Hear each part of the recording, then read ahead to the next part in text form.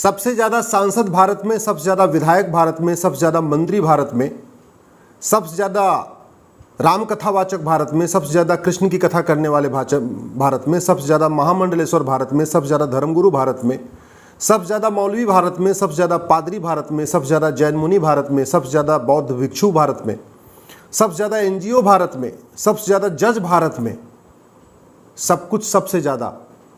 लेकिन न घूसखोरी कम हो रही है, न जमाखोरी कम हो रही है, न मिलावटखोरी कम हो रही है, न कालाबाजारी कम हो रही है, न नशा तस्करी कम हो रही है, न मानव तस्करी कम हो रही है, न सोना तस्करी कम हो रही है, न नक्सलवाद कम हो रहा है, न माओवाद कम हो रहा है, न घुसपैठ कम हो रही है, न धर्मांतरण कम हो रहा है, न जिहाद कम हो रहा है, न मजहबी उन्माद कम हो रहा है। क्यों? कभी सोचा आपने?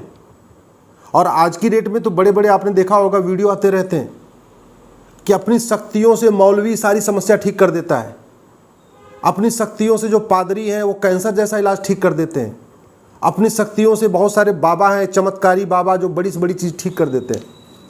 मैं इन चमत्कारी बाबाओं से, मौलवियों से, और भी जितने भी मजहबी मौलाना हैं, पादरी हैं, इनसे निवेदन करता हूँ, आपके पास अगर शक्ति है तो ये शक्ति आम जनता के ही काम क्यों आती है? ये आम जनता पे अपनी शक्ति दिखाते हो ना। आप भारत के सांसदों, विधायकों की दिमाग थोड़ा बदल दो। अगर किसी बाबा के पास, किसी मौलवी के पास, किसी पादरी के पास या किसी भी धर्मगुरु के पास कोई शक्ति है तो अपनी शक्ति से भारत के सांसदों की बुद्धि को आप ठीक कर दीजिए, और जिससे कि वो भारत में बढ़िया बढ़िया कानून बना सके। अगर भारत के किसी भी धर्मगुरु के पास कोई शक्ति है, दैवी शक्ति है, ऊपर की शक्ति है, अपनी शक्ति लगाइए। 1860 का इंडियन पिनल कोड बदलवाइए, 1861 का पुलिस एक्ट बदलवाइए, 1872 का एविडेंस एक्ट बदलवाइए। सारे मठ मंदिर सरकार के कंट्रोल में है, सांसदों विधायकों ने उस पर कब्जा कर रखा है, कानून उस पर अभी तक पुराना चल रहा है, 1863 का चल रहा है, उसको बदलवाइए। अगर किसी धर्मगुरु के पास, पादरी के पास, जैन मुनि के पास, बौद्ध भिक्षु के पास या मौलवी के पास, मौलाना के पास कोई दैवी शक्ति है तो अपनी शक्ति का उपयोग करके पुलिस रिफॉर्म कराइए, जुडिशियल रिफॉर्म कराइए, इलेक्शन रिफॉर्म कराइए, अपराधी जो इतने राजनीति में भरे इनको बाहर करवाइए। अगर किसी भी धर्मगुरु के पास, मौलवी के पास, पादरी के पास, जैन मुनि के पास या बौद्ध भिक्षु के पास कोई शक्ति है, दैवी शक्ति है, उस शक्ति का उपयोग करके घूसखोरी, जमाखोरी, मिलावटखोरी, कालाबाजारी को कम कराइए। अपनी शक्तियों का उपयोग करके किसी एक थाने की दलाली आप खत्म करा दीजिए। ये किसी धर्मगुरु के पास, मौलाना के पास या पादरी के पास कोई दैवी शक्ति है तो मैं तो कह रहा हूं आप भारत का कोई एक थाना भ्रष्टाचार मुक्त करा दीजिए, कोई एक तहसील भ्रष्टाचार मुक्त कराइए, कि डिस्ट्रिक्ट कोर्ट में कोई एक डिस्ट्रिक्ट कोर्ट भ्रष्टाचार से मुक्त करा दीजिए जहां पे पैसा लेके जमानत दी जा रही है। मैं ये बात इसलिए कह रहा हूं कि सब कुछ हो रहा है लेकिन जिससे देश बदलेगा वो नहीं हो रहा है। आम जनता को कंफ्यूज किया जा रहा है, आम जनता के सामने ऐसे ऐसे मुद्दे दिए जा रहे हैं, रोज एक नया मुद्दा कि उसी में भ्रम में पड़ा रहे, उसी को देखता रहे, जिससे आम जनता को उसकी प्रॉब्लम समझ में ना आए। 5 करोड़ मुकदमों के कारण 5 करोड़ परिवार टेंशन में है। 5 करोड़ परिवार का मतलब एक परिवार में 6 आदमी मान के चलिए तो 30 करोड़ भारतीय टेंशन में है। 30 करोड़ भारतीय का मतलब एक अमेरिका के बराबर। लेकिन जुडिशियल रिफॉर्म पे चर्चा नहीं हो रही। तीस्ता शीतल वार्ड के लिए दिन में 4 बार कोर्ट सुनवाई हो जाती है, रात को 9 बजे तक सुनवाई होती है, नई बेंच बनती है और जमानत भी हो जाती है। ऐसा आम भारतीय के लिए क्यों नहीं हो रहा है? इस पे ये जो शक्ति वाले हमारे बाबा हैं, मौलवी, मौलाना, पादरी हैं, ये हमारे जजों की बुद्धि क्यों नहीं ठीक कर देते कि भारत में जुडिशियल चार्टर लागू कर दे? थाना दलाली का अड्डा बना हुआ है, पुलिस पूरी तरीके से सत्ता की गुलाम बनी हुई है। ये जितने धर्मगुरु हैं पावरफुल, शक्ति वाले, ये क्यों नहीं 1861 का पुलिस एक्ट बदलवा देते, एक नया पुलिस एक्ट कानून लागू करवा देते? नशे के कारण हमारी युवा पीढ़ी बर्बाद हो रही है। सिंगापुर में कुछ दिन पहले 900 ग्राम गांजा मिला था, फांसी हो गई। ऐसा कानून भारत में क्यों नहीं बनवा देते अपनी शक्तियों का उपयोग करके?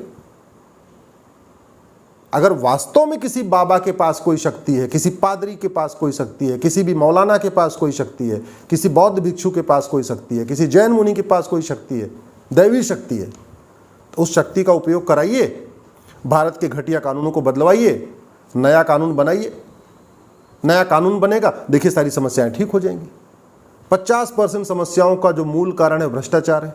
घुसपैठिए घूस दे के आते हैं, घूस दे के आधार बनवाते हैं, घूस दे के राशन कार्ड बनवाते हैं, घूस दे के वोटर ID बनाते हैं, घूस दे के ड्राइविंग लाइसेंस बनवाते हैं, घूस दे के वोटर भारतीय बन जाते हैं, और मुफ्त में यहाँ पे रोटी कपड़ा मकान ले रहे हैं, दुकान ले रहे हैं, वजीफा ले रहे हैं, मकान ले रहे हैं, सब कुछ ले रहे हैं वो। तो अगर किसी भी बाबा के पास या पादरी के पास, मौलवी के पास, बौद्ध भिक्षु के पास कोई दैवी शक्ति है तो घुसपैठ के खिलाफ एक कठोर कानून बनवा दीजिए। रोज धर्मांतरण की घटनाएं आ रही हैं, आदिवासियों का धर्मांतरण हो रहा है, हमारे ट्राइबल्स भाइयों का धर्मांतरण हो रहा है। अगर आपके पास कोई शक्ति है तो आप उस शक्ति का उपयोग करके धर्मांतरण के खिलाफ एक कठोर कानून बनवा दीजिए। जनसंख्या विस्फोट के कारण त्राहिमाम मची हुई है। भारत की 50% समस्याओं का मूल कारण जनसंख्या विस्फोट है। तो अगर किसी बाबा के पास, किसी कथावाचक के पास, किसी मौलवी के पास, या किसी पादरी के पास, या किसी जैन मुनि के पास कोई शक्ति है तो अपनी शक्ति का उपयोग करके जनसंख्या नियंत्रण कानून बनवा दीजिए। मैं आपकी शक्ति पे डाउट नहीं कर रहा हूं, मैं तो ये कह रहा हूं कि अगर आपके पास कोई शक्ति है, दैवी शक्ति है, जिससे आप किसी का कैंसर ठीक कर देते हो, किसी का घुटना ठीक कर देते हो, किसी का बाझपन ठीक कर देते हो, झाड़ फूक के द्वारा भगवान जाने क्या क्या ठीक कर देते हो, तो मैं तो कह रहा हूं आप सांसदों को बुलाइए, झाड़ फूक करिए, उनकी बुद्धि बदलिए।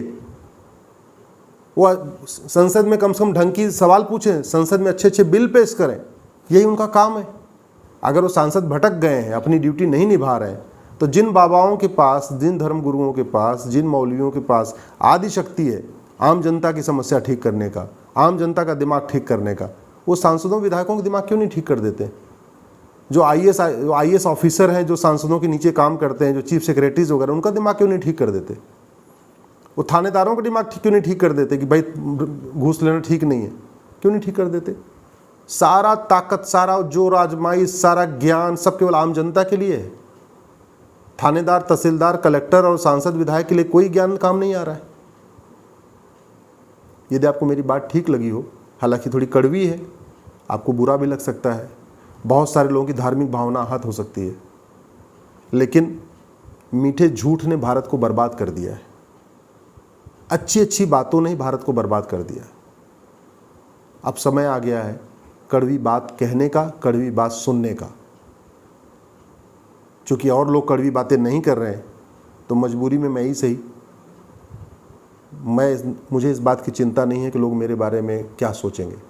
मैं तो ये कह रहा हूँ कि भारत कैसा होगा, कानून अगर नहीं बदला गया तो याद रखिए ये बड़े बड़े धर्मगुरु, बड़े बड़े मौलवी, बड़े बड़े मौलाना, बड़े बड़े मठाधीश, बड़े बड़े महामंडलेश्वर, दलाई लामा, ये जो आप बड़े बड़े जैन मुनि, ये भारत को बचा नहीं पाएंगे।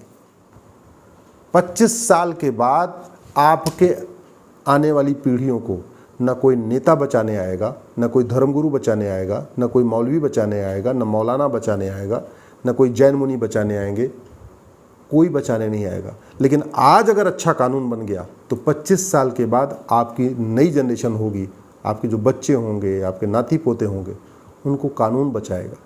नेता, अभिनेता, लेखक, बुद्धिजीवी, पत्रकार, कलमकार, ये 25 साल के बाद आपके बच्चों को बचाने नहीं आएंगे, लेकिन आज का अच्छा कानून 25 साल के बाद आपके बच्चों को बचाएगा।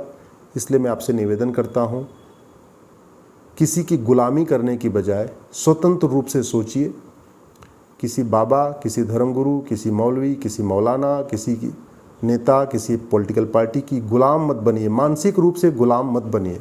मानसिक गुलामी छोड़िए, अपने बच्चों के भविष्य की चिंता करिए, अपने परिवार के भविष्य की चिंता करिए, आने वाले देश की परिस्थितियाँ क्या होगी उसकी चिंता करिए। नहीं तो देखते ही देखते देशों का कल्चर बदल गया, देशों की संस्कृति बदल गई, भाषा बदल गई, त्यौहार बदल गया। जिस अफगानिस्तान में नवरात्रा होता था, होली होती थी, दिवाली होती थी, गुरु पूर्णिमा होती थी, आज की डेट में न कोई गुरु पूर्णिमा मनाने वाला बचा, न होली मनाने वाला बचा, दिवाली मनाने वाला बचा।